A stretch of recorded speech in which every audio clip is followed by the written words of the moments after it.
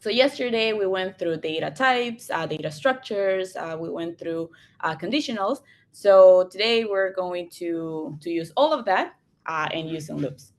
So loops allow us to repeat a block of code multiple times. So this is especially useful when you want to process a collection of items like a data structure. If you want to use a list, if you want to use a tuple, or you want to use a dictionary.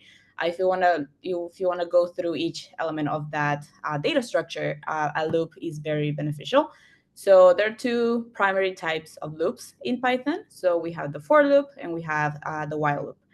So the first one, the for loop, it looks like this. Okay, so it is used to iterate over a sequence. This can be a list, a tuple, or a dictionary.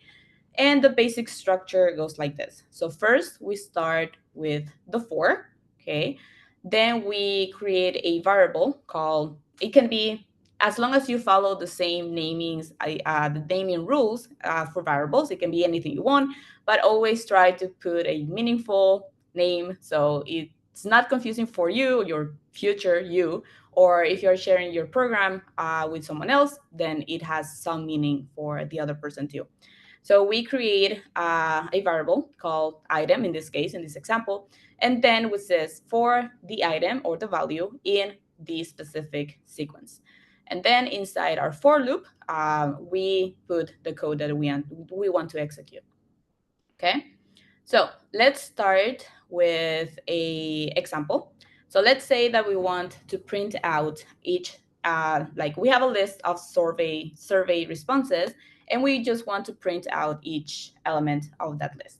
Okay, so the first thing we're going to do, we're going to create a variable called survey scores.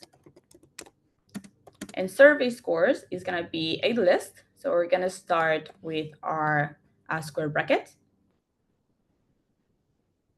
And inside my list, I'm going to have elements 3, 4, 5, 2, and 4.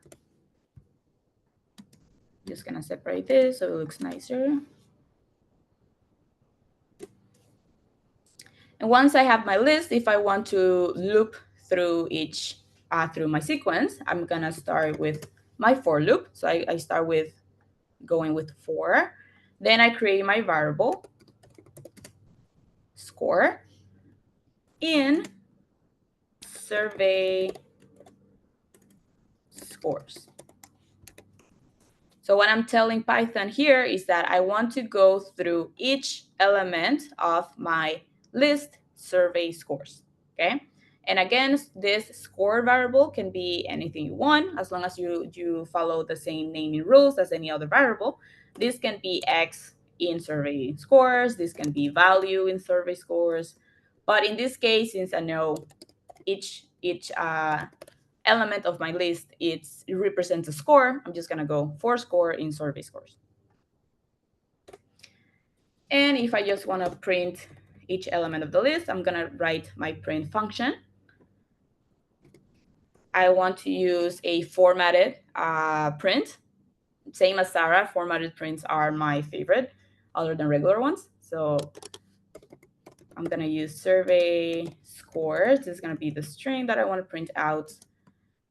Then if I want to pass along my variable, I use the curly brackets. I pass along score, which is the variable I created inside my for loop. And then out of 5. So I'm saying the survey score, the score, it's out of 5. And then I can just, once I have this, if I run this, it will give me each element of the list as we printed it out. So survey score 3, that's the first element. Out of 5, survey score 4, and then 5, 2, and 4. It follows the same order as we created the list. And also, one more thing. So score, it's a variable that we create inside the for loop, yes. But this can also, once we create it, you can also access it outside of the for loop. But it's going to give you the same, it's going to give you the last updated value. So for example, we can see that the last print it print out 4. So if I print out the score outside of my for loop, so if I go last value of score, if I print this out, it's not going to give you an error, but it's going to give you that the last value of score was 4.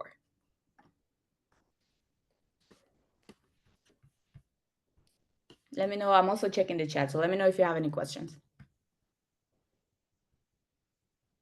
Okay, so in this example, the loop goes through each item in survey scores, and then it prints it out, okay?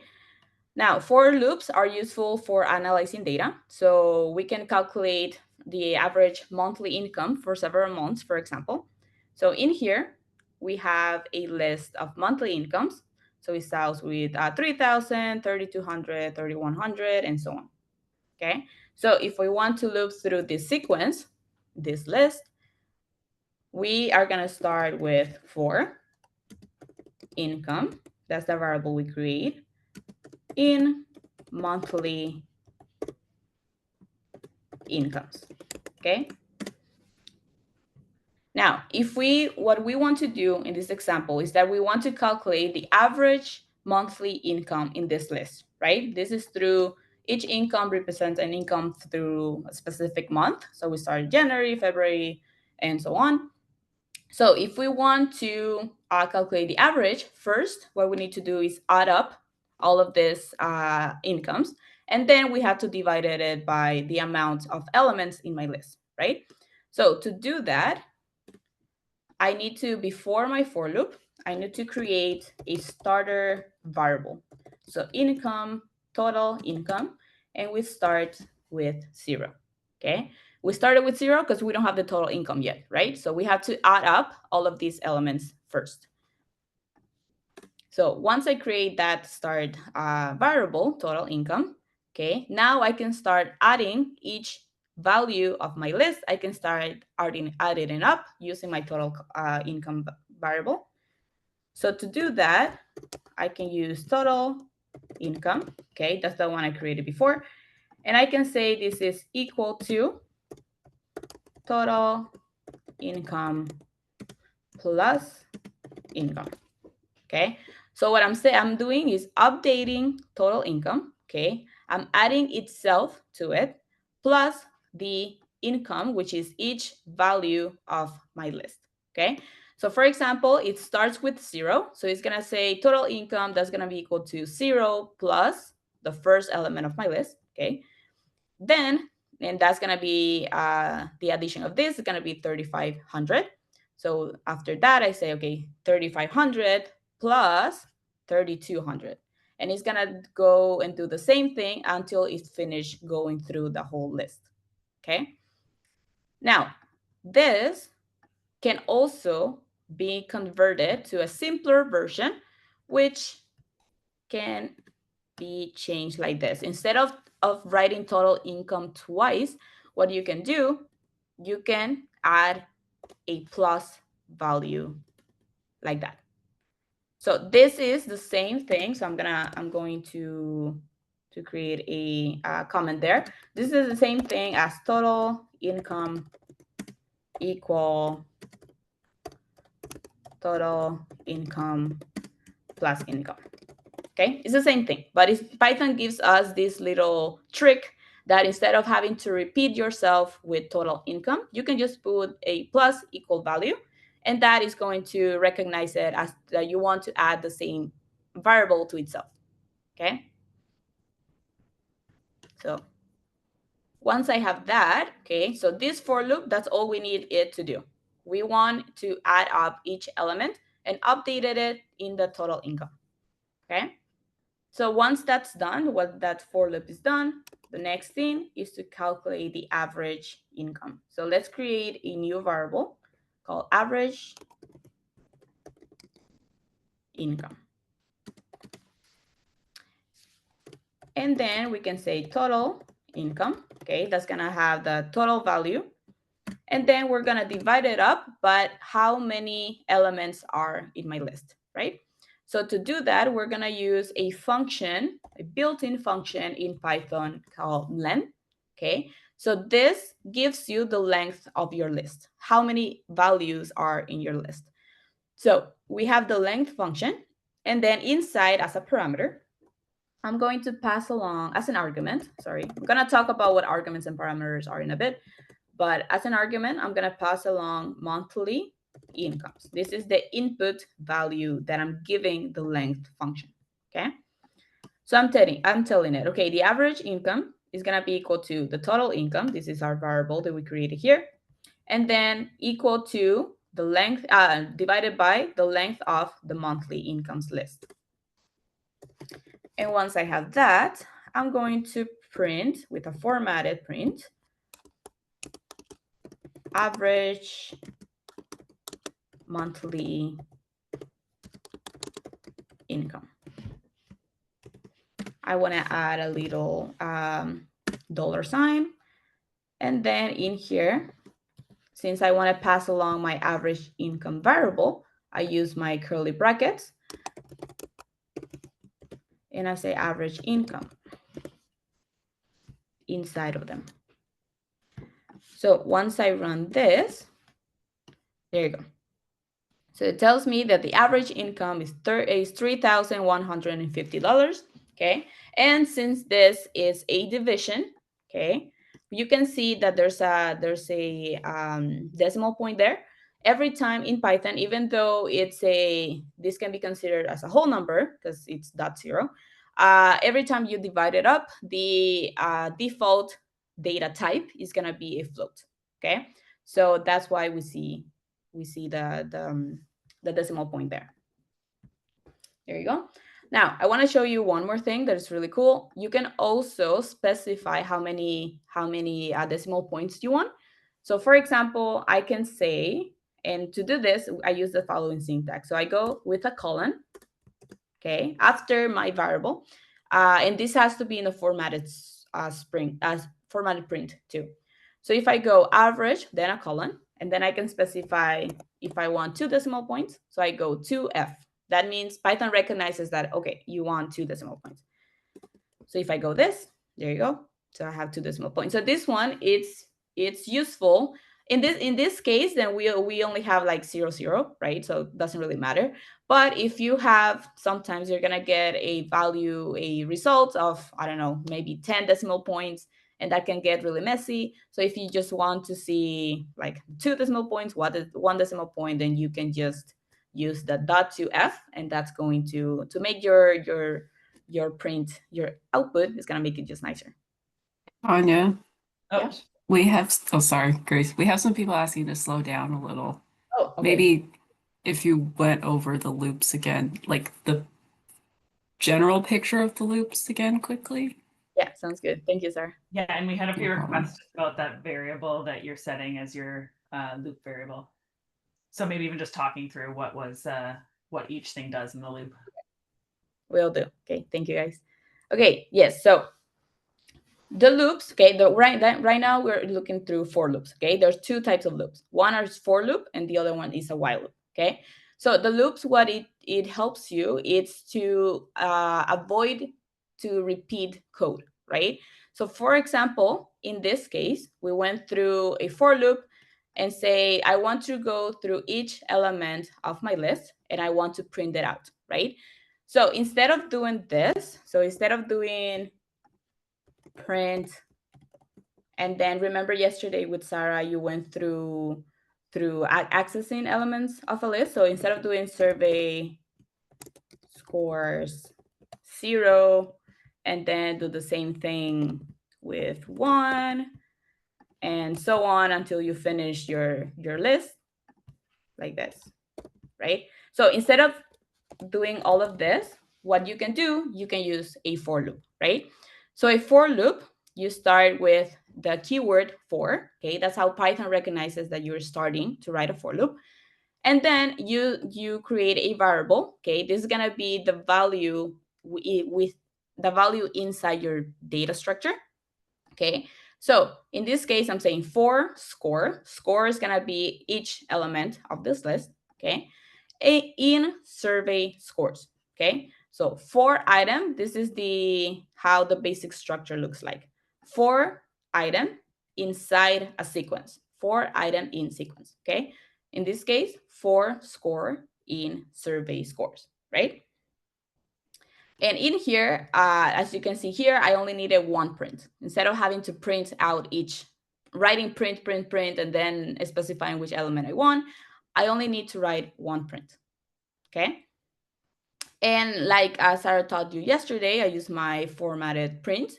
And then inside curly brackets, I pass along my score variable, okay? Like I mentioned before, this variable can be named anything you want as long as you follow the same rules as naming variables. But always try to give it a meaningful name. That way, your future self or a person that you're sharing your program with understands what that is, right? Now, this is for the next example. Okay, we did the same thing, but in this case, we're trying to calculate the average income we're trying to calculate the average of all of these numbers, right? Which in this case, these numbers represent incomes across several months, okay?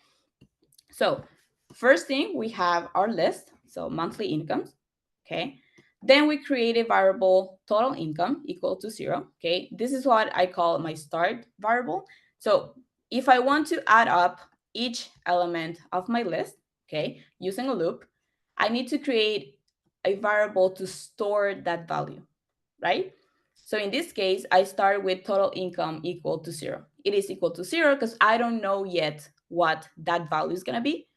So once I go through my for loop, so I create a for loop saying for income, this is going to go through each element of my list, okay? So if I go for income in monthly incomes, okay? So I'm going through each element of my list in monthly incomes, right? Now I'm updating inside the for loop, I'm updating the total income variable, right? So it starts with 0. So the first loop, okay, that it does, it's going to start with 0. So it's going to be total income, which is the same as this.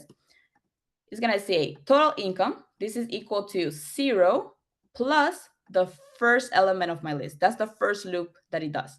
So it's going to go through 0 plus 3,000, okay? Therefore, after that calculation, total income is equal to 3,000, right? Now, that's the first loop that it does. The second loop, okay, now total income is not equal to 0 anymore, it's equal to 3,000, okay? So it's gonna say total income, I'm updating my value again, and I'll say 3,000 plus the second element of my list, which is 3,200, right? So I said 3,000 plus 3,200, okay? And then it does the same for the next loop, okay? So that value is gonna be adding it to itself until it reaches the end of the list, right? So once it reaches the last element of the list, the loop goes that's the last time that the loop goes through. It adds up the final number of total income, okay? That gives you an addition of every single value in this list, right? So we need that to calculate the average. So once we have that outside the for loop, once this for loop finishes, then we can continue with my calculation. So once I have my total income, I can create a new variable called average income, and then divide this by the amount of values we added up, right? So in this case, we added up all the elements of my list. So what I need to do is to divide it by the length of my list, right? So that's where I use the length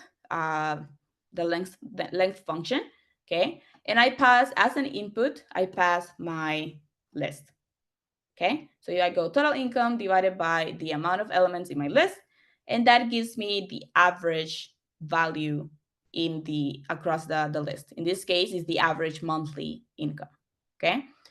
So what I did, so I printed out, and then I can specify, just show you a little trick on how to specify how many decimal points you can add, right? So I hope that makes sense. So it says the loop doesn't seem necessary here. If we want in a running average, that account For change in length of the month, how would we do this? For example, yeah, I'm not sure what you're asking either. Sorry, Matt. Yeah, so in this case, yes, like there are some functions in Python that lets you do this. Like it lets you just sum up everything without a loop. It does exist. Okay, I think it's the sum function, and then also there's a mean function that you can use too. But I use this example, even though you don't have to. I use it just, it's a simple example, so you guys can understand how loops work. Okay. So yeah, let me know. I'll slow down. I get really excited when I'm teaching, so I'll try to keep a slower pace. So yeah, Sarah and Grace, let me know if okay, I see. I noticed that when I use equal plus, the result was different. That is weird. So if I go, if instead of, okay, let's try that, equal plus, I think what that is doing, I don't know why is that different though? That's a good question. I just did a quick search, and Uh-huh. equals plus Yeah. is the same as saying equals. So let's say you're doing plus equals 1 to just add 1 to Yes. the thing. If you do equals plus 1, that's the same as equal space plus 1. Oh, so it's not really adding it to the No, total income. it's Oh, okay, it's just adding the. setting it to the positive value of whatever the thing is. Oh, okay. Okay, Yeah. that's a good thing. Thank you, Yuri. Good thing to know. Okay, so as you can see, plus equal is not the same as equal plus. Okay, now I'll give you, oh, let me see. Yes, I'll give you this. There's a first exercise here. I'll give you 5 minutes to work on it, and then we're gonna do it together. So let me know in the chat once you guys, with a green check mark, once you guys finish, and then we can work on it together.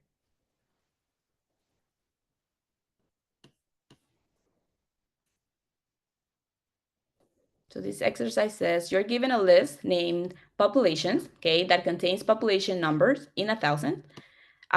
Use a for loop to add all the population numbers together and store the total in a variable called total population.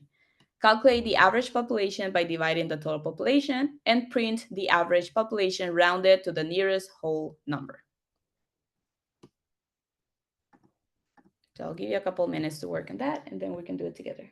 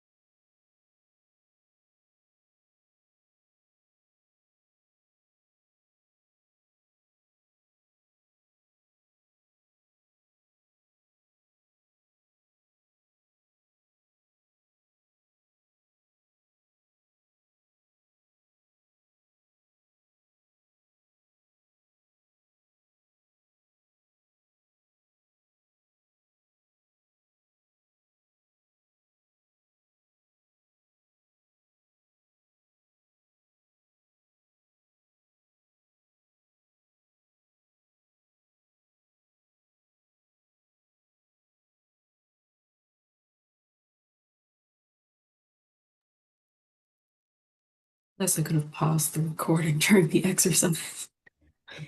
It's okay. We're almost It's done. only 5 minutes. Yeah. Okay, so I see 3 people that finished it. I'm just gonna give it a minute or two, and then we can do it together. Okay, 6, 7, nice. Okay. Any more exercises, I will. Okay, so let's start. I see a lot of people finish it already, so let's start slowly. So this one is very similar, almost the same thing as we did before.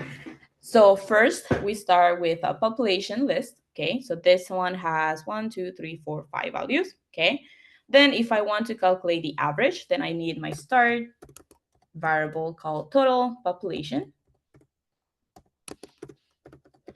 And this is going to start with 0, right? Because we don't know what the total population is yet. Once I have that, I use my for loop. So I'm gonna go for, I'm gonna make it like this, value in populations. Okay, I use my colon. Same as if, elif, and else that we saw yesterday. You always need the colon there. Okay. And then I'm gonna say total population plus equal to value. Okay. And then I create my average population. And I'm gonna say that's gonna be equal to total population divided by the length of my list. In this case is populations. And once I have that, I go average population and specify that this is in thousands. And I'm gonna show you one different thing of doing something. So I can also use my round. There's a round function in Python that lets you round up to the nearest whole number, okay? So like Sarah said in the chat, I just read it. There's many ways of doing the same thing, okay? So it just really depends on what you're trying to do and how you like to do it better. I just going to give you tips on how to do it differently. So we can just round up average population like that. And if I run this, it gives me average population in thousands is 1,427. And there you go. So any questions about this? Give me a green check mark if you're all going good, or X if you have any questions, or if it's not going good. 3 check marks. Okay, nice. I don't see any X's, so I think it's good. Okay, so the next part is a while loop, okay? So a while loop continues to execute as long as a specific condition is true, okay? So the basic structure of it looks like this. So we're gonna go with while, okay? The same thing, we start with the name of the loop we wanna use, okay? That way Python knows what type of loop you want to use. And we go while, and then we specify the condition. And then we specify the body, the code body, right? So I'm going to say all of this code will execute as long as this condition is true, okay? So if you want to go through a sequence, so if you want to go through a list, to a tuple, or a dictionary, you use a for loop, right? But if you have a condition, okay, you want to execute some code while that specific condition is true, then you use a while loop. Okay, now the first exercise we're gonna do is going to, let's say that we want to keep recording monthly expenses until we have reached 5 months. Okay, so let's start with that. First thing, okay, so in this case, I don't have a list with already some monthly expenses. Okay, I want to start collecting those expenses. So what I need is an empty list. So I'm going to create monthly expenses, okay? And I want an empty list. So I'm going to start my square bracket and I'm going to leave it empty, okay? And then I'm going to create how many months. So maximum of months is going to be 5. Okay. So first I create my empty list because I'm recording, I'm getting information. So I want to store it somewhere, right? So I need an empty list for that.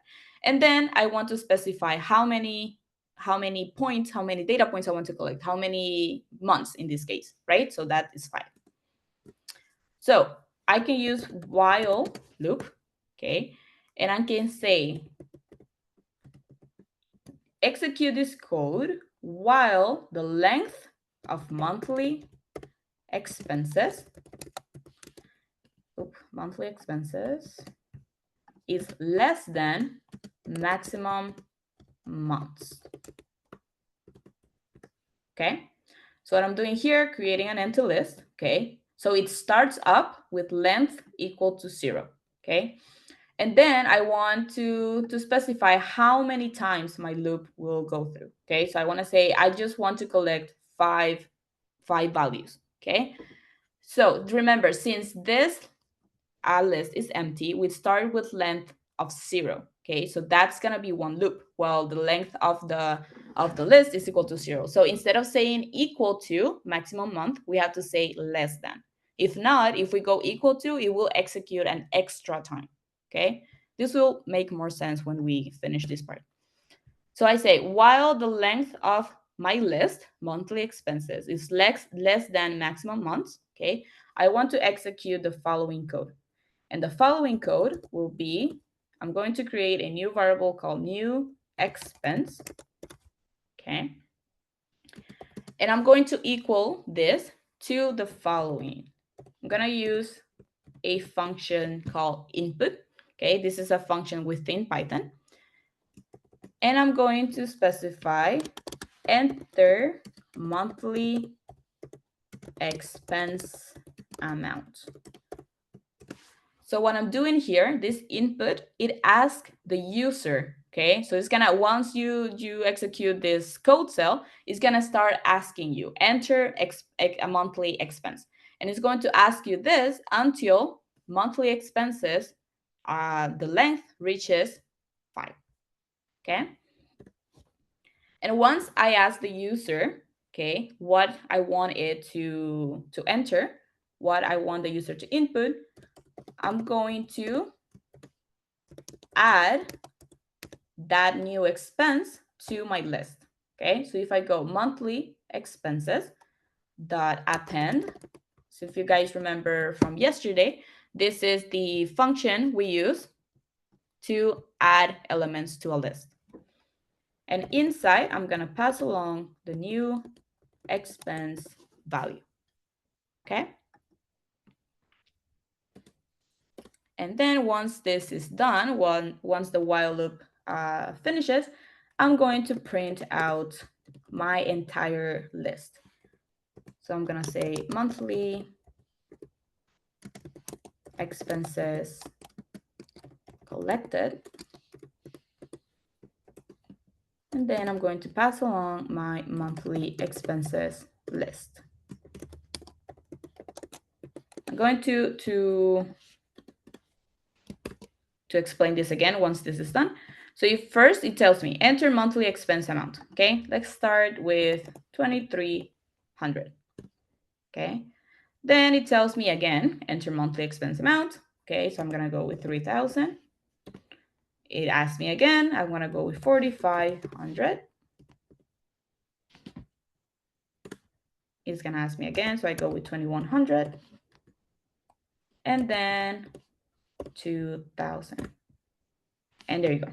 Okay, so as you can see here, it asks me 1, 2, 3, 4, 5 times. Okay, and once it reaches the 5 times, then it prints out the entire list. Okay, so again, we go create an empty list. Okay, the length of this list is going to be 0. Okay, then we specify how many months we want to get data from. And then I say, while the length of monthly expenses is less than maximum months, okay, is going to ask the user to enter a new amount. Once the user enters the amount, we're going to add it to my monthly expenses list. And it's gonna continue to do this for 5 times. And then once it's done, it prints out the entire list, okay? Now, if we change this, you'll see what happens if instead of using less than, I use equal to. Oh, it's gonna ask me the whole thing again, but there you go. Oh, less than or equal, sorry. Less than or equal, there you go. So if I go less than or equal, okay, and I do it again, you don't have to do this again. I just wanna show you what it's gonna do. 45, and then 21, then 200, 2000, and then it asks me an extra time, which I don't want to. Instead of asking me 5 times, it asks me 6 times. Why? Because it starts with 0, okay? So it's gonna go 0, 1, 2, 3, and 4, and then 5, right? So we don't wanna do that. So that's why I just specified less than. Now, this can be a little bit tricky, so let me know with a green check mark if everything's good, or an X if you have a question. Good? Okay. Now, one thing that I want to show you is this input, okay, by default, okay, whatever the user input, it's going to be a string all the time, okay? But what happens in here, let's say I want to do some actual calculations in the future with these numbers in the list, okay? As you can see here, it treats it as a string. We don't want that, right? So if we want to actually do calculations with it, I'm going to use the following function, okay? So I'm going to use the float function, open parentheses, and then I close the parentheses here, okay? So this is what I'm doing. I create the float, I use the float function, okay? And then inside the parentheses, I pass along the input, okay? So what this is gonna do is going to convert the string into a float, okay? That way, I'm able to use those numbers in actual calculations in the future, right? So let's do this again. So 23, then 3,000, then 45,000, 4,500, and then 2,100, and the last one 2,000. If you can see now, these are not treated as strings anymore. It's treated as floats. So it's actual number that I can do calculations with later on. Okay. So yeah, in this example, we loop. The loop keeps asking monthly expenses until it has collected 5 amounts. Okay. Now, while loops are also useful for continuous data collection. Okay, so for example, let's say that we want to track monthly donations until we reach a specific target. Okay, so let's create a variable called donations. Okay, we haven't collected anything, so we're just gonna go and start with 0. Okay, and let's say that I want to execute my code. So I'm going to start getting the donations until it reaches 5,000. Again, since we start with 0, okay, we have to say less than 5,000. If not, it's going to execute an extra time, right? And let's say that we're collecting 500 every time. So I'm gonna say donations plus equal. That means that donations is going to add to itself the following value, 500. Okay, and print this. So I'm gonna say total donation collected. And I'm gonna pass along the donations variable inside square brackets. So if I run this, there you go. So it starts with the following: donations equal to 0. So the first condition is gonna say, is 0 less than 5,000? Yes, it is. So it adds up 500 to it, okay? Now donations is equal to 500 instead of 0. So it goes the second loop. Is 500 less than 5,000? Yes, it is. So it adds up to 100 to 1,000. It does the same, and it goes and continues, okay? Now, this is how the final loop looks like, okay? So it says the final donation that we added up, it says it's 4,500 less than 5,000. Yes, it is. So it does one more loop, okay? So that one more loop, it adds up 500 to it, and it gives me 5,000 as the total, okay? So if we do less than or equal to, for example, it runs one more time, which we don't want to, okay?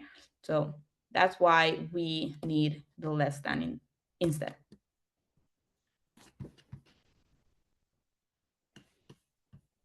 Okay, let me know with a green check mark if everything's good, the pace is good, or if you want me to slow down, you can do an X. Okay, amazing. Okay, now let's move on to a even more fun part. Okay, now let's combine what we learned yesterday and today. We're gonna combine loops and conditionals. Okay, usually this is how you're going to use them, okay, together. Okay, so often we'll need to use both loops and conditions together to process data effectively. For example, let's say that we want to analyze some temperature readings and we want to categorize it using a loop, okay? So we're gonna have a list of temperatures and we're going to read through each of them and we're going to categorize them as either cold, warm, or hot, okay? So let's start with that. Let's start with temperature readings, okay? I'm gonna start with 10 degrees, 10.0, then 20 degrees, 20.5, then 25 degrees, and then 30.5. Now, since I have my list, can you guys let me know in the chat what type of loop am I using?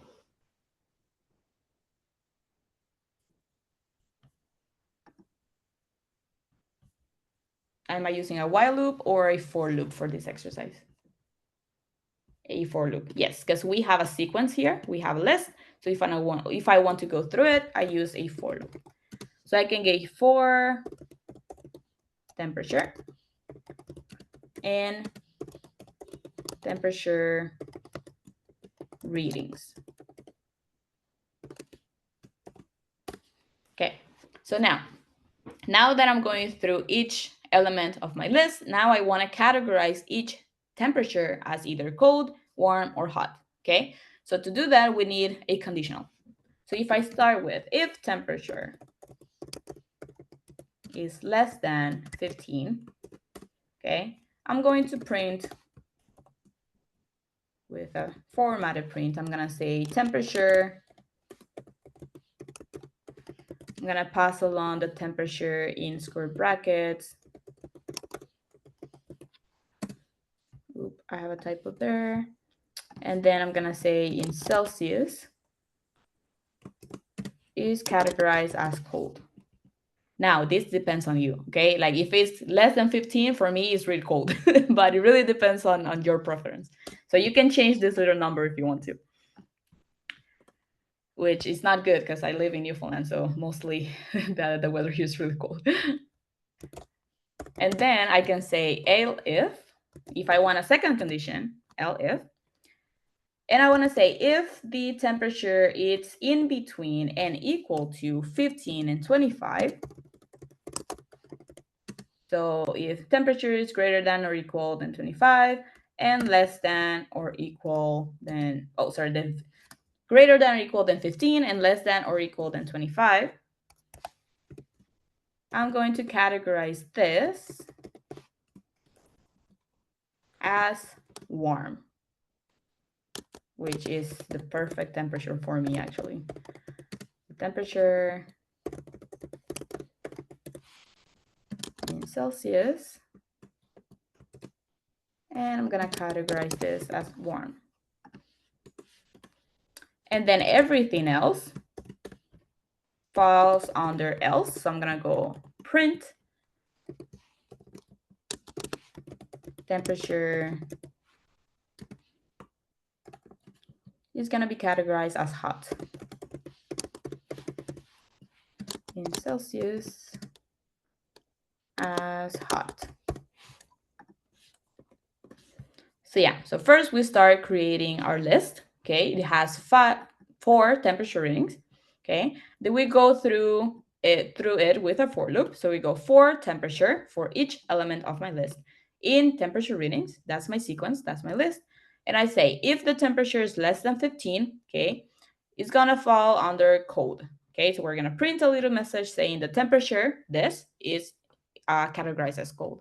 Then if it's in between and equal to 15 and 25, it's going to be warm, and everything else falls under hot. Okay, so everything else above 25 is going to be categorized as hot. So if I run this, there you go. So 10 degrees, this is less than 15, so it falls under cold. 20.5, this is in between 15 and 25, therefore categorized as warm. Then exactly 25 degrees is categorized as warm because it also falls under the second condition. And then 30.5 categorized as hot because it's greater than 25. Okay? Now, any questions about this part?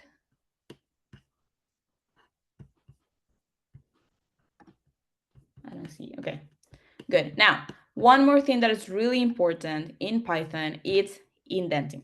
Okay, so for example, as you can see here, everything falls, like all the ifs has the same indentation. Okay, and inside the ifs has their indentation too. Now you can see what happens if it doesn't follow the same indentation. Python gives you an error. So indentation error. Unindented does not match any outer indentation level. Okay. This is because, as you can see here, we use to capsule the code block inside the for loop. Okay. It uses indentation. It only starts with a colon. So you say in this for loop, the following is going to be part of the for loop, right? But it has to follow the same line. If not, Python will not recognize it. Okay. If you have some experience with other programming languages like Java, for example, instead of the colon, what it does, you don't have to make changes to the code. I just want to show you. It uses the curly brackets. Okay. So in other programming languages, then it uses the curly brackets to like put together all the code of block inside the loop. Okay. So it doesn't really matter if you're a different indentation, which makes it a little bit messier, in my opinion. But Python is not like that. Python forces you to keep it clean.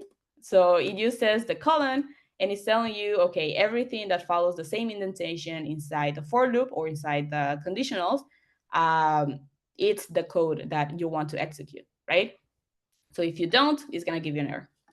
So always be careful with that part. If it gives you an indentation error, then now you know what to look for. So yes, I'll keep an eye on the chat too. If there are any questions? Okay. Now, the next part is functions, okay? So I'll keeping an eye in the chat in case you guys have any questions, or if you wanted to slow down, just give me an X and I'll keep a look into that.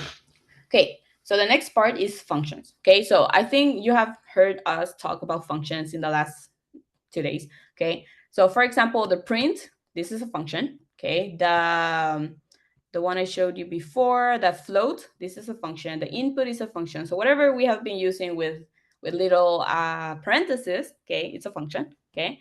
Now, a function, okay, are reusable blocks of code designed to perform a specific task, okay? So for example, when you use the print function, you know that you want to print something, right? So the print function is a built-in function that already exists in Python, okay?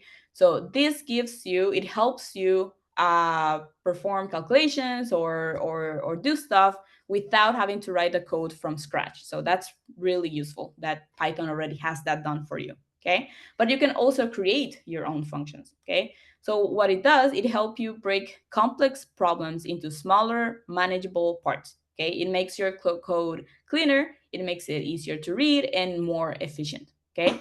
So functions promote the dry principle. So don't repeat yourself, okay? So which encourage code reusability. So the function follows this basic syntax, okay? We start with a word def, okay? That means that you're defining a function, okay? Then the function name, okay? This also follows the same naming rules as the variable, okay? So you can start with a digit, it can have spaces, and so on, okay? So function name, okay? Then we start with the parentheses, okay? That's how you know it's a function. And then inside we put our parameters. So the parameters are the input that you want to give your function, okay? I'm gonna talk about parameters and argument in a second. Now, once I have that, this is how I define my function, okay? We have the function body, okay? And also we have a doc string, okay? Now this is optional, okay? But it's really good and it's actually good practice to have it. The doc string, it describes the function's purpose, okay? Why is it good practice to have it? Is because maybe you come back in a month or two and you read in your code and you don't understand it, okay? Believe me, that has happened to me a lot of times. Even yourself can't understand your code sometimes. It happens. So if you come back to it in 2 months, 3 months, 6 months, 2 years, 5 years, if you have a little description of what your code is doing, it's gonna make it easier for your future self, okay? And also it makes it easier for someone else. If you're sharing, especially if you're like working in a company and there's a lot of projects that a lot of people work together, if you write some code, then that way other people can know what that code is doing too, okay? So it gives you this option. So the doc string, you put 3 double quotes, okay, in each side, and that's what it does. That is it just writes some text, and Python is going to ignore it when it's trying to execute the code. So after the doc string, you have the function body, and then you have the return result, okay, which this is also optional, okay? Now, let's start with a simple function, okay? We're just gonna start with a addition of 2 numbers, okay? So if I go def, okay, I start with my definition, then my function name, so add numbers, okay? Parentheses, okay, that's how I know it's a function. I'm gonna put my colon, okay? Now, inside my parentheses, I'm gonna pass along some parameters. So when using this function, I have to pass along 2 numbers, A and B, okay? Those are what we call parameters, the input values we want to pass along, okay? I'm going to create a doc string that says returns the sum of 2 numbers. And I end up with 3 double quotes, okay? Now, once I have that, I create a variable inside my function called result, and I'm gonna add up A and B, okay? Once I have that, I return my value result, okay? Now, as you can see here, the same as a for loop, same as conditionals, you have to follow the same indentation, okay? That's how Python knows that all of that falls inside the function, okay? So for example, if this return was like this, then Python is recognizing it as this is outside of the function, which that's not what we want. So we have to follow the same indentation. And then let's create another function called subtract numbers. In the same way, I'm going to pass along 2 numbers, A and B, 2 input values. And then I can go create my doc string, return the subtraction of A and B. And we can return it like this too. So there's two options. You can either create a variable and put your calculation there, or you can just pass along your calculation straight to the return. Okay, so there's just two options that you can.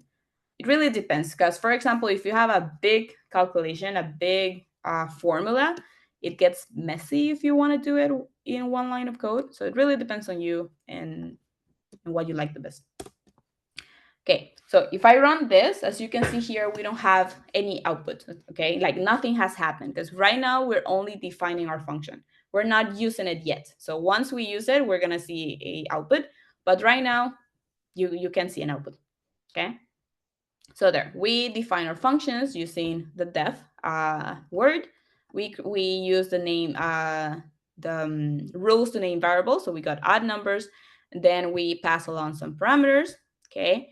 We create a docstrings to explain what that function is doing, okay? And then we return the value we want, okay? In this case, the first one, it returns the sum of two numbers, and then the second one, it returns the subtraction of two numbers. Now, since we have already created this, let's start using our functions. So let's start calling our functions. To do that, let's say that I want to use the first function, add two numbers. We have to take, okay, after this, we can go on the first break. Okay, so let's create a variable called result addition, okay? And this is how I call my function. So I'm gonna go add numbers,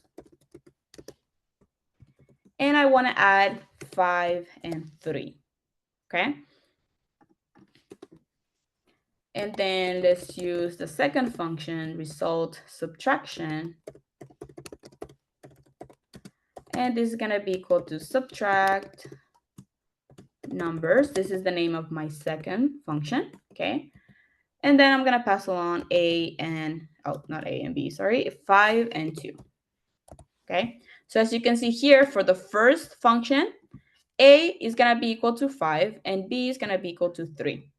For the second function, a is going to be equal to 5 and b is going to be equal to 2. Okay? So once I have that result, I'm going to print addition of, addition of 5 and 3. And I'm going to pass along the result. And the same for the second one. So print subtraction of 5 and 2, and pass along the second result. Result subtraction.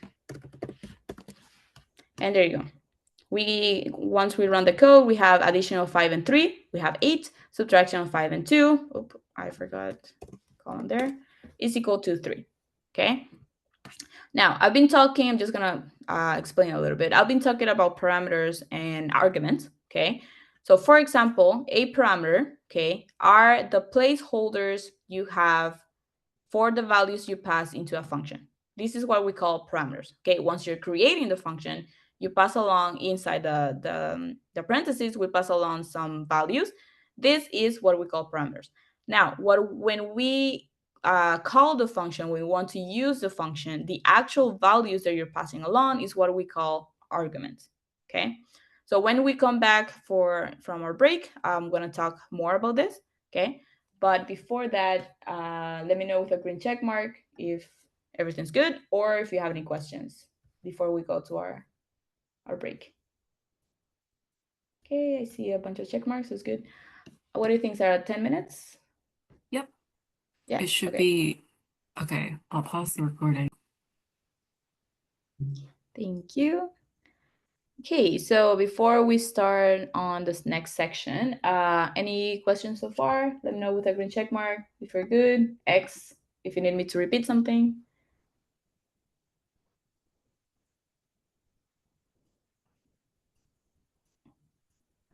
Oh, good. Okay, I don't see X's or green check marks, but If I don't see X's, it means everything's good. Okay, so the next part, okay, let's talk a little bit more about parameters and arguments. So like I said before, when you're creating a function, okay, these are called parameters. But when you're using the function, when you're calling the function, the actual values that you're passing along are called arguments, okay? Now, we have different types of arguments. We have positional arguments, positional parameters, keyword arguments, and default parameters, okay? Now, let's create a function so you can see what I mean. So we're gonna create a function called greet, okay? The first our parameter I'm passing along is going to be name, and the second one is going to be greeting. Okay. And then I'm going to set greeting as hello. Okay. Now, positional parameters, they must be provided in the order defined. Keyword arguments, these allow you to specify which parameter you're providing by its specific name. And default parameters, you can assign default values to parameters, so which will be used if no argument is provided, okay? So for example, I'm passing along name, okay, as a parameter, but greeting, okay, I am giving it a default parameter. So if we're not passing along the greeting as an argument, then hello will kick in, and that's the one that is going to be used, okay? So once we create a function, okay, let's create our doc screen, doc string. So this one, I'm going to explain what this function is doing. So it greets the user with a specific greeting.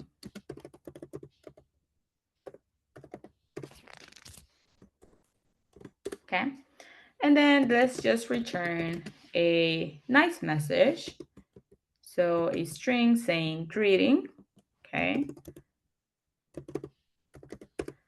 and comma, and then we're passing along the name, okay. As you can see here, I can also use the formatted string in the return, okay. You can also use it, it doesn't have to be always in the print function, but you can also use it as itself, and you can return it using a function. So if I go greeting, so we're saying greeting, comma, name. So I'm saying hello, and then the name you're passing along. Or if you're specifying a greeting like welcome or hi there or whatever, then that's what is going to be printed out here.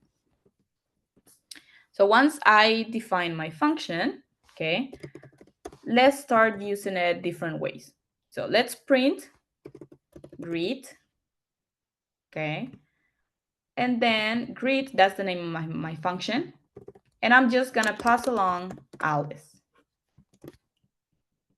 Okay, so this one, I'm going to put a comment here to explain it. This calls the function with a positional argument.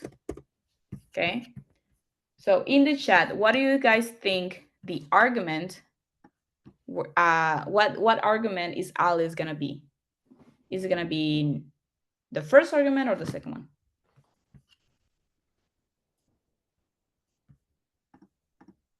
The first, yes. So it calls the function with a position argument. Since we're just passing along one, that means it's gonna be the first argument, the first parameter in my function, okay?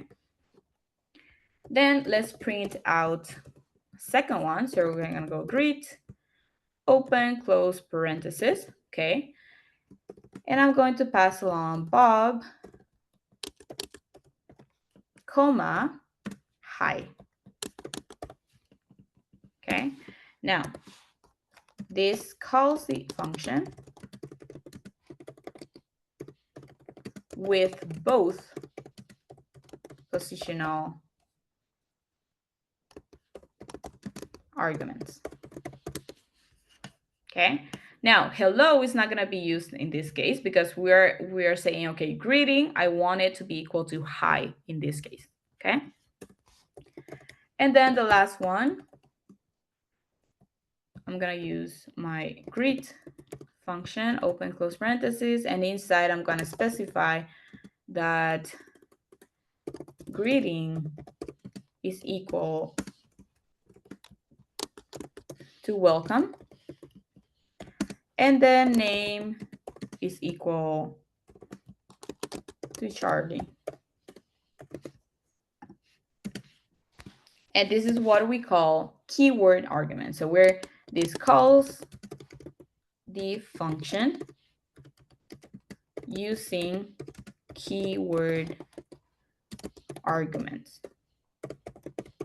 Now, as you can see here, the first one that I pass along is greeting, and the second one is name. So it doesn't really matter the position that you put the arguments in, because you're specifying which parameter you're passing along. So I'm saying greeting is going to be equal to welcome, and then name is going to be equal to Charlie. So it doesn't matter what position you put it, Python is going to understand what you're trying to do. So if I run this, so you can see first it says, hello, Alice. The only argument we passed along was Alice. Therefore, it used the default parameter. Okay, so it uses hello as the default. The second one, okay, we passed two arguments, Bob and hi. And this one used the same order when we created the function. So Bob is going to be equal to the parameter name, and the argument hi is going to be equal to the parameter greeting. Okay. And then we called the function using keyword arguments. So we specify the greeting is going to be equal to welcome, and name is going to be equal to Charlie. So if I run this is what it gives me. Hello, Alice. Hi, Bob. And welcome, Charlie. Okay.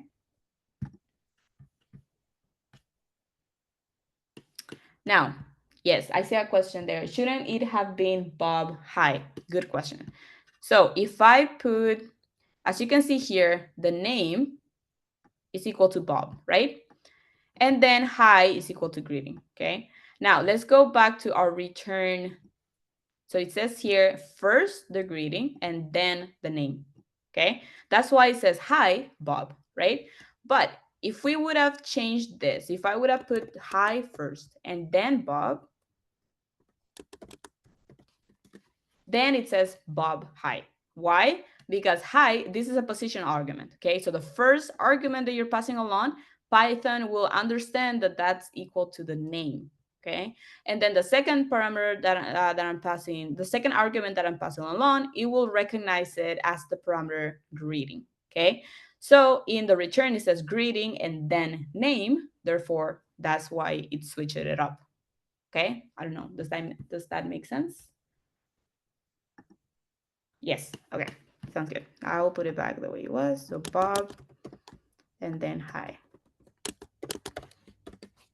There you go. Okay. Now, if there are any questions, let me know in the chat. Why Bob hi is not the same order? Yeah. So Bob hi, like I said, like Bob, this one is equal to name, right? And then hi is equal to the greeting. Okay. And when we return it, as you can see here in my string, I'm putting first the greeting and then the name. Okay. If I would have changed this and say name, comma greeting, then it would have changed it around. But in this case, it's not. So that's why it's following the name / greeting option. Okay. Now, let's talk about scope of a variable. Okay. As you can see, we have in here, okay, let's go back to the first function. You can see here that we create a variable called result, okay? So the next thing is maybe you ask yourself, can I use result outside of that function, okay? So let's talk about the scope of the variable, okay? So variables that are defined inside a function, okay, have what we call a local scope. So it can only be used inside the function, okay?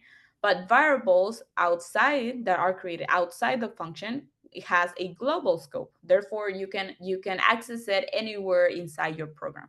Okay. So let's go through an example. Let's create a function called example function. Okay. As you can see here, I'm not very creative with my function names, so I'm just gonna go example function. Okay. Let's create a variable called local var. Okay. And this is just gonna be equal to a string called I am local. Okay. And let's print this variable. Local var.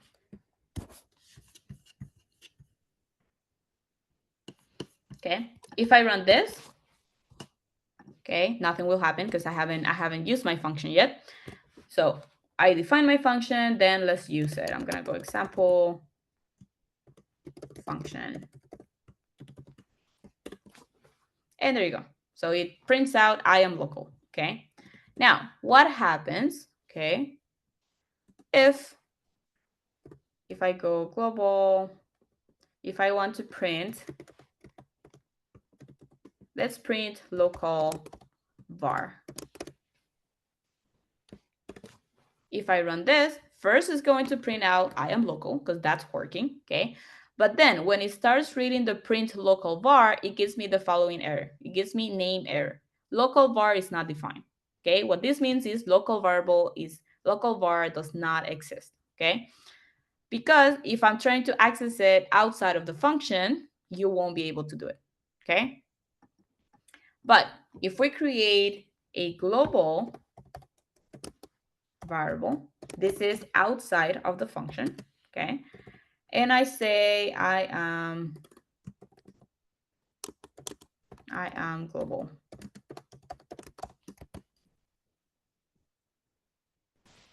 Okay. And let's create another function called another function. And then let's try to access this global variable inside. So we're gonna print global var, and let's call the another function. So if I run this, there you go. So when you try to access a variable outside of the function, when you created it inside the function, it's going to give you an error. But if you create a global variable or you create a variable outside of the function, you can use it inside any function you create in that same program. So you can see here in another function, we print out the global variable and it works. Okay.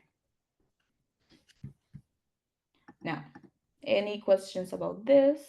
I'm gonna read the chat quickly and see.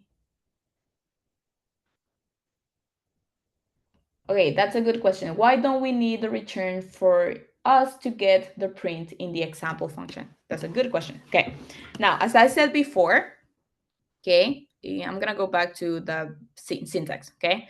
We have the definition, okay, of the function. We have the docstring, this is optional, the function body, and then the return, this is also optional, okay? Now, the reason why we didn't need it here is because we pass a print, okay? The only thing I want to do is print something, okay? So I don't have to return a value, but I'm going to put another one, okay? So let's say that I'm going to define a function called return value, okay? And I'm going to say return 5, okay? Then I'm gonna pass along print value. So I'm gonna go, I'm gonna create another function called print value instead. Okay, and then I print, instead of return, I print 5. Okay, now, if I want to create a variable called value, okay, I'm gonna put value 1 so you see what I mean, okay? And I pass along this return value, okay? Okay, if I run this and I go value 1, it gives me equal to 5, right? Because I'm returning the actual value 5, okay? But if I create another value called value 2 and I put print value, and then I want to see what's inside my variable value 2, okay?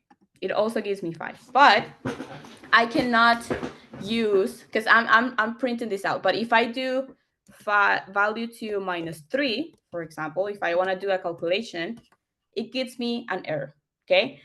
But if I use value 1, it does not give me an error. Why is that? Because this is value 1 gets an actual value 5, right? But value 2, it doesn't get a value, it gets a print. It just gets a nice message that you can get in the output, okay? So if you want to use values for calculations, you have to return in your function. But if you only want to print nice messages, you can use just the print, okay? For example, in examples before, where, as you can see here, I was getting the like addition of 5 and 3, okay? I use the return. Why? Because I may want to use that calculation later on in my program, right? But in cases like this, that I only want to print a nice message, or I only want to print something, I just use the print value, okay? So that's the difference. If you use the return, it actually returns the value. So it returns an integer, it returns a float, or whatever data type that the value here has, okay? And you can use it later on for calculations. But if it's just a print, it just prints out the message, okay? So I hope that makes sense. Let me know with a green check mark if that makes sense.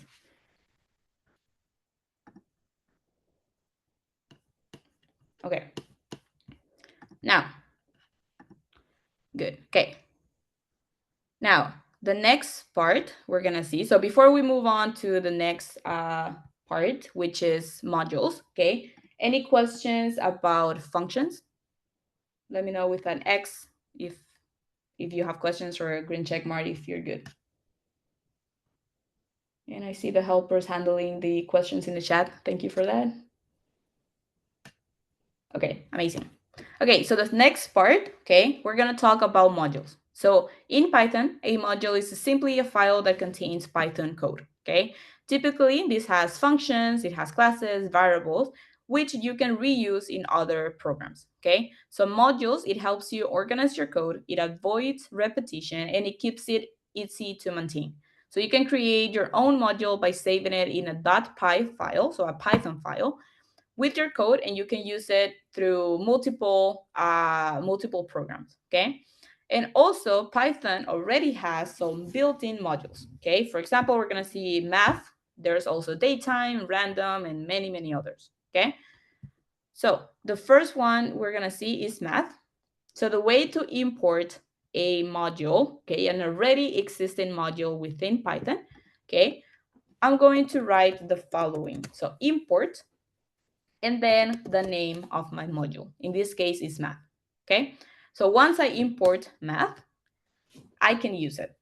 So I'm gonna go and print, for example, the square root. So I'm gonna go, if I wanna use a function inside math, in this case, I have used it before, so I know what some of the functions are. In this case, I wanna use one called square root. So I'm gonna use sqrt. Okay, since this is a function, open and close parentheses, and then I pass along my argument, okay? In this case, what I'm trying to do, I just want to print the square root of 16, okay? And it gives me 4.0, okay? Now, math is the module. It already exists inside Python, okay? So to use it, I have to load the whole thing into in my program, right? If I want to use multiple functions, okay? Now, how do we know? Because I've used math before, so I know what it is. But maybe if you guys haven't used it before and you want to see what type of information, what type of functions or variables it exists inside the module, you can use the following. If you use the help function inside Python, and then inside as an argument, you pass along the name of the module, it's going to give you all of this information. Okay, so it gives you the name, it gives you the link to where you can find more information. It gives you a small description, okay? And it also gives you the list of functions. So it gives you, and this has a lot of functions, so it's gonna give you a big list, okay? So yeah, you can see all of the different type of functions that there is. It gives you a description of what it contains, the parameters that you need to pass along, and so on. As you can see here, this is a lot of information. So if you just want to collapse it, you can use in the cell, so on the left side, you can click on that and it gives you a collapsed version. Okay. If I go up, there you go. Okay, so that's how you know how to get information from a specific module. Okay. Now, one thing is that I only, for example, in this case, I only wanted to use the square root function inside my module, right? But instead of loading the whole thing, okay, let's say I only want to use 2 functions inside the math module. Instead of loading the whole module and taking a lot of space, what I can do, I can just specify the functions that I want. Okay, so to do that, I do the following. So instead of going straight with import, I can say from math, okay, import, let's say I want to use pi and square root. So first I say from, and then the name of my module, and then I'm going to import the specific functions. Okay. And now that I have this, I can print pi and I can print square root of 25. And one more thing you can see, I don't need to use the math like in the example before. To use square root, I had to specify the name of my module every time. So math.square root. If I wanted to use pi, that math.pi, and so on. But if you specify the functions, you can just put it as its name, pi and then square root, and that's it. You don't have to be writing math every time. Okay. And as you can see here, it gives me pi, gives me the value of pi, 3.141592, and so on. And then also it prints out the square root of 25. Okay, so this is already some functions that exist within the math module. Okay, and there's many modules out there. Okay, but because of time, I won't be able to go through all of them or most of them. So, but you can also create your costume modules. Okay, so let's do that. To do that, we need to create a Python file. So if you are in Jupyter Lab, okay, you can select the little folder icon on the left side. Okay, then where you see where your documents are, in this case, I only have the Python day 2, but you should have Python day 1 and Python day 2. I'm going to right click, okay, and then create a new file, okay. I'm not sure about how it works in Colab. Maybe one of the helpers can help you out. So just ask in the chat. So if I go right click, new file, I'm going to create a Python file called my math. And instead of text, I'm going to specify the extension .py. Okay, so mymath.py. If you do that, Python, Jupyter Lab recognizes it that this is a Python file. Okay. Once you have created this, you can open it. Okay. And I can copy and paste these 2 functions. So this is the functions we want to include in my math module. Okay. So you can copy this, paste it here. Okay, and you can see the little dot on the top here. It means that it's not saved yet. So to save it, you can go Command S or File and then Save Python file. Okay, so let me know with a green check mark if you're able to do this, or an X if you need help.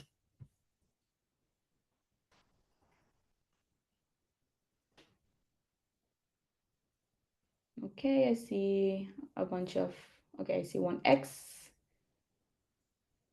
is gone. Okay, yes, I see a few check marks, so it's good. Let us know in the chat if you have issues too. Okay, so now that I have this, okay, and we're gonna make sure that it's in the same file, same folder where your Jupyter notebook is. Okay, now we can import this costume module. So we created the module. So I can go import my math. Okay, and then let's start using the functions inside. So if I go my math dot add, and I pass along as arguments 3 and 5. And then I can also use the other function, which is subtract. So my math dot subtract, and I can pass along 10 and 4. So if I run this, there you go. So Python, it recognizes that if it doesn't recognize that this already exists, so my math, so it recognizes, okay, this is a custom module, something that you created, right? So when you import that, you can use the functions inside of it. So since it's your module, you know what functions are inside. So you can say, okay, my math add, I pass on 2 arguments, 3 and 5. So what I want is the addition of both, right? And then my math subtract, I pass along 10 and 14. So I want the subtraction of both, and it gives me those results. Okay. So yes, this is very beneficial because that way, if you know you're going to be using some chunks of code across multiple programs, instead of having to repeat the code in every program, you can just create one module that you can import and use throughout your programs. Okay. So yeah, some benefits of using modules. Okay, write code once and use it across multiple programs. It helps keeps organized code and readable, especially for large projects. And also Python has a standard library that has modules. Okay, so you don't have to write everything from scratch. So like I said before, there's some modules or libraries that I will talk a little bit after this that already has some code ready for you to use it. That way you don't have to write everything from scratch. Now, the next part is libraries, okay? So in Python, a library is a collection of modules, okay? So it's a bigger thing. So it's a collection of a bunch of modules inside, okay? So that provides reusable code to help programmers perform various tasks without having to write everything from scratch, okay? And libraries enhance productivity by allowing developers to leverage existing functionality for common tasks, okay? So some example libraries, okay, like I said, we don't have time to go through all of them, but some of the most popular ones are NumPy. So NumPy, it's a library for numerical computing, okay? So it provides support for array and matrices. We have Panda. So this library is for data analysis and manipulation. So it allows users to work with structured data in the form of data frames and series. And it is ideal for handling large data sets. And we have Matplotlib. So this is a powerful library for data visualization. So it helps you with creating static, interactive, and animated visualizations. So because of timing, the only library we're gonna go through is NumPy, okay? All of both Pandas and Matplotlib, that requires a whole new workshop for it, okay? So let's start with the NumPy library, okay? So NumPy library, okay, and I only have 18 minutes, so we're gonna go, we're going to cover as much as we can. So the NumPy, this stands for numerical Python. So it's a powerful library that helps with numerical and scientific computing, okay? So it has a few benefits. It's very fast. So when you're working with numerical calculation, this is a very fast way of doing so. It's very convenient. So you can do calculations on entire arrays without having to write loops like we had to do with lists. And it has some useful functions too. So as like difference with lists is that arrays, like inside NumPy, it has a lot of functions that you can use for calculations, which is really cool. So the first thing we're gonna see is how to use this library and how to create arrays, okay? So to use NumPy, okay, so NumPy is a library, and a library is a collection of modules, right? The same way like we imported a module, we had to import our libraries too. So if I go import NumPy, okay, and remember, as we were doing before, we had to write math dot and then the name of my function. That gets annoying. So instead of having to write NumPy every time I want to use a function, I can give it a little nickname called NP. Okay, So if I go import numpy as np, instead of having to write numpy all the time, I can just go np, okay? You're gonna see how that works in a bit. So if I run this, okay, now I'm able, I don't see any output because the only thing I'm doing is loading my numpy library.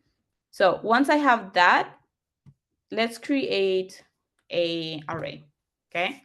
So if I go array, so I'm in here, I'm just creating a regular variable, okay?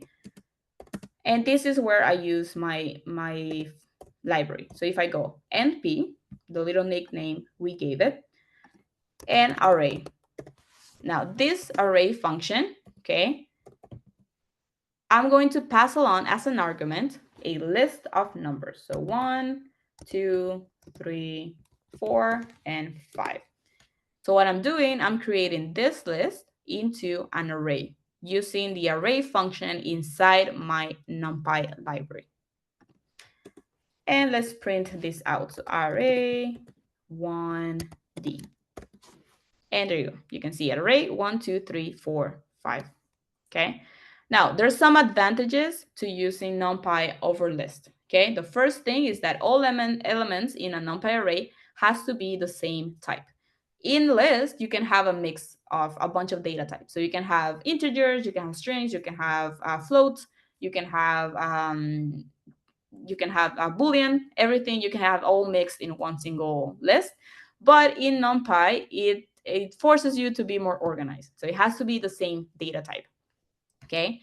NumPy arrays are more memory efficient and it's faster for numerical computations compared to list. Okay. And it also has a lot of built-in functions that you can use to optimize working with arrays. Okay. Now, this is a 1D array, one dimension array. Okay. So let's look how we can create a 2-dimension array. So a matrix. Okay.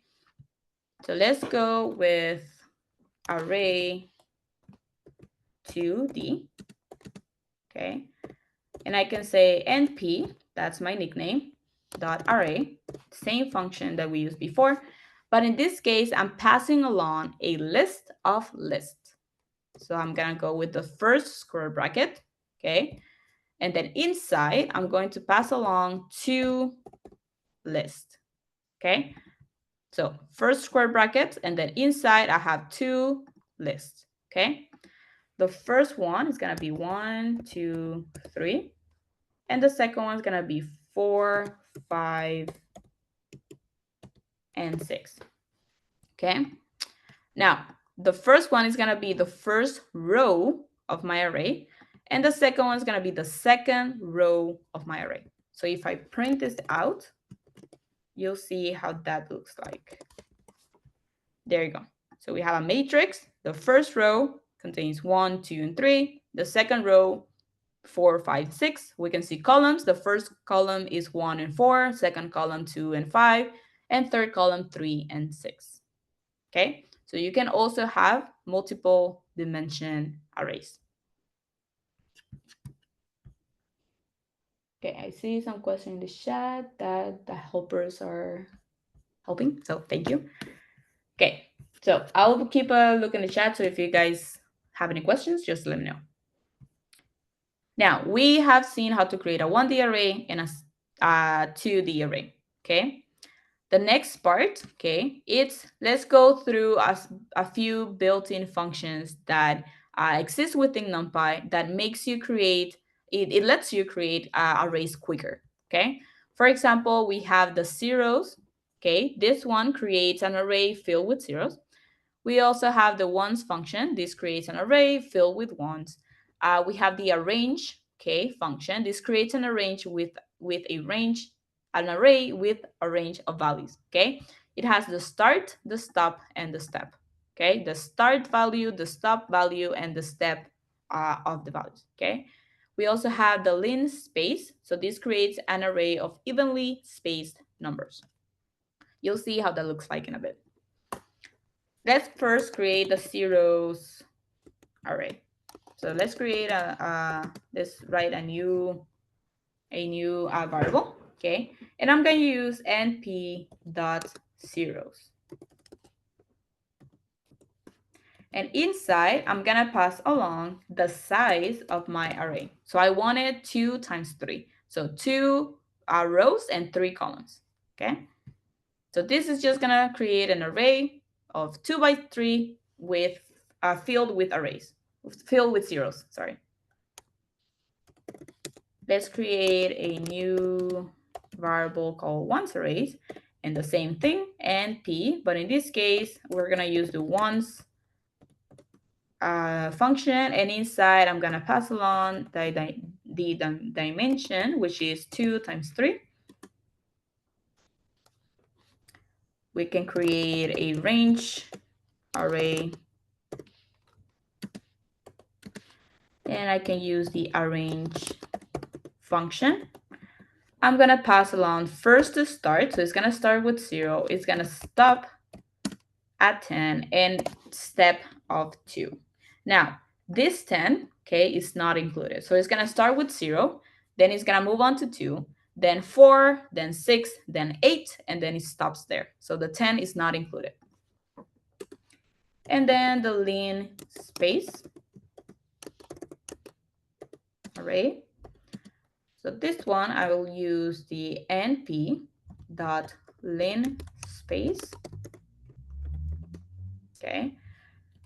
And we're gonna start with 0. We're gonna, start with 0 and stop at 1. And we want 5 numbers. Okay, so this creates an array of evenly spaced numbers. You'll see how that looks like in a bit. So first, let's print 0 arrays. Then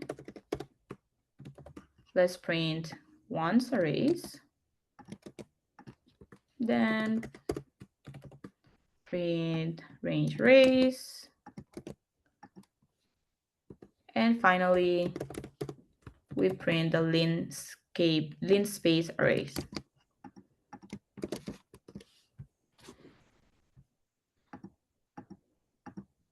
And I'm gonna show you one more thing. So if I do a break line, this is how you do a break line, okay?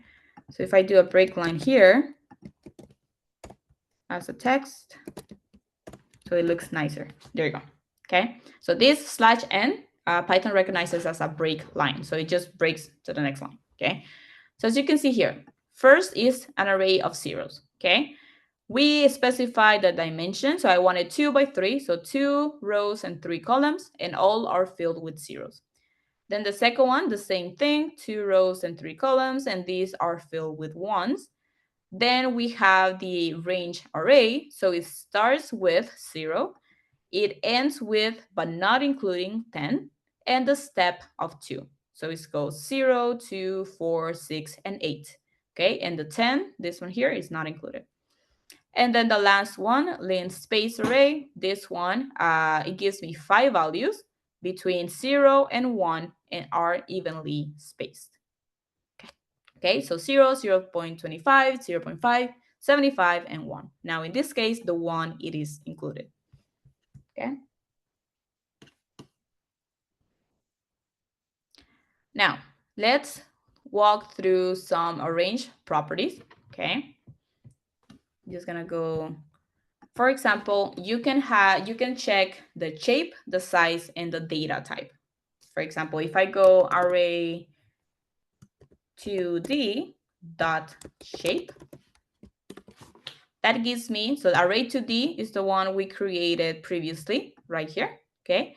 So the shape, it gives me how many rows and how many columns that has. So 2 by 3, okay?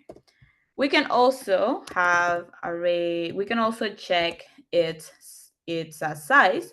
So if I go array 2D size, it gives me 6. How many values are in there? So there you go. If we go up, we have 1, 2, 3, 4, 5, 6. Okay, so it gives me the size of it. And we can also have and check the data type. So if I go array 2D dot D type, you can see that all the values inside array 2D are integers. Okay, if there were floats, it will give you float. If it was a string, it will give you object, I think, in Python. It recognizes it as an object, and so on. So shape, size, and dtype. And there's many other properties you can check too, but this is just a overview of what you can do. Now, like I said before, you can also perform some operations. So let's say that I have, and I think this is the last thing we're gonna do today. If I have array A, okay, and I create an array of numbers 1, 2, and 3. Then I create another array called B. And this is gonna be equal to np.array 4, 5, and 6. Okay, we can do some operations. So let's say that I want to sum every element of each array together. I can just go with array A plus array B. Just like you're adding two numbers, the same way, same syntax, you can add two arrays together, okay? So if I print this,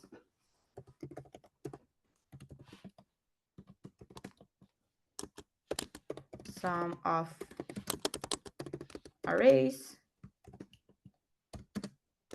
and I pass along my addition. If I print this, you can see. Okay, so 4 plus 1, that gives me 5. 5 plus 2 gives me 7. And 6 plus 3 gives me 9. So you can just add up your two arrays, and it creates a new one with the addition. You can also do lm-wise multiplication. So if we go and create another variable called product array, and you can just multiply it together. So array A times array B. Sorry, times like this, times array B. If I print this out,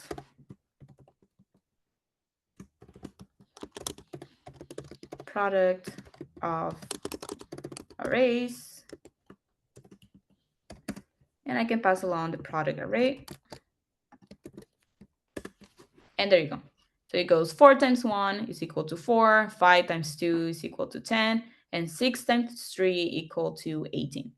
So you can do addition, multiplication, you can do subtraction, division, and many other things, many other arithmetic operations using arrays. Now, due to the time, we're not gonna go through the rest of this, but you can do many other things. You can check the mean, the median, standard deviation, and a lot of operations like indexing, slicing, and so on. Okay. We share the completed notebook, so if you're interested and you want to continue seeing what you can do with it, you can just follow that along. It's in the website of the UBC, so you can check that out. I'm also gonna upload the completed version to GitHub too, so you have that link and you can keep checking. So yes, I think